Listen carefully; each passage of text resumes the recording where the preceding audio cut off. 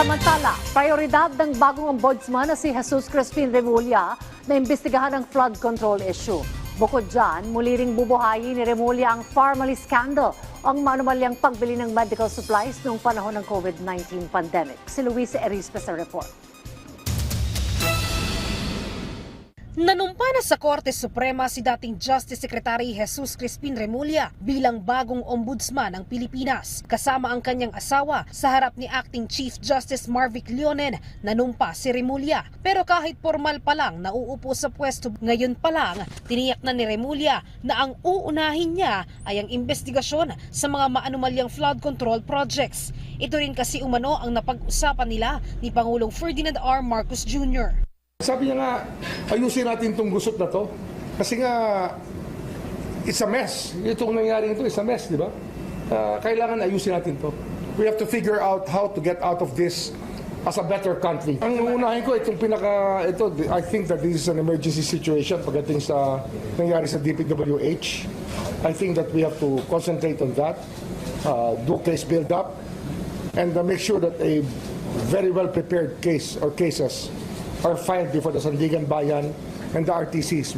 Pero posibleng mabilisan raw ang paggulong ng investigasyon sa ombudsman dahil may mga ebidensya nang nakuha ang Department of Justice. Maaaring na itong iakyat sa kanyang bagong opisina. Kaya sa mga susunod na linggo, posible nang agad silang makapagsampa ng kaso sa Sandigan Bayan. Malamang yan, within the next few weeks, pag nag-file kami, ready kami for trial. So, PI na lang yan, preliminary investigation na lang. Pero tuloy-tuloy yan. Ang timeline niya, syempre, on the evidence pa rin eh. Pero marami na naman kami nakukuha na evidence. Nang tanungin si Remulla, sakop na ba agad nito ang mga iniimbestigahang senador at contractors at kahit pa ang kamag-anak ng Pangulo? Ang sagot lang niya, basta lahat nakabase sa ebidensya. Wala ho tayong sinisino rito. Kung mataas man o mababa, pero sisiguraduhin natin yung ebidensya nakatuon pag-file natin ng kaso. So kahit mataas yan, kahit umabot na senador yan, kung saan maabutin yan, gagawin natin. So sir, kahit kamag-anak po ng Pangulo na talaga po sa Wala naman tayong choice dito, yun ang ebidensya. Pwede ba natin i-deny ang ebidensya? Kung merong ebidensya, yun ang talagang hamon sa atin dito to produce the evidence. Bukod naman sa flood control, bubuklatin din ni Remulla ang Pharmaly scandal o ang umano'y anomalya sa pagbili ng medical supplies noong panahon ng pandemya. Matatandaan na noong 18th Congress, inimbestigahan at isinampa ng Senate Blue Ribbon Committee ang kaso sa ombudsman.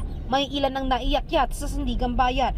Pero nang tanungin si Remulla kung posible pa bang madamay dito si dating Pangulong Rodrigo Duterte, ang sagot lang niya, hanggang saan nga tayo abutin ang ebidensya, doon tayo tuturo. Hindi ko pa alam eh. Actually, hindi ko sinundan masyado yan, yung hearings na yan.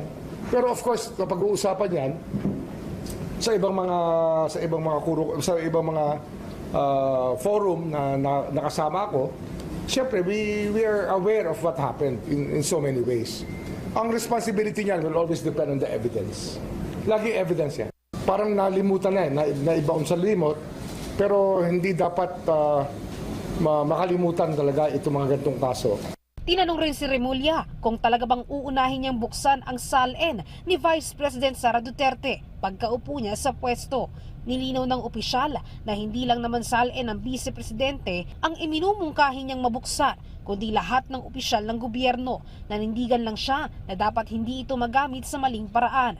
Nangako rin ng bagong ombudsman na sa mga reklamong tutuntong sa kanyang opisina, walang sisinuhin basta may ebidensya ay iimbestigahan. Luisa Erispe para sa Pambansang TV sa Bagong Pilipinas.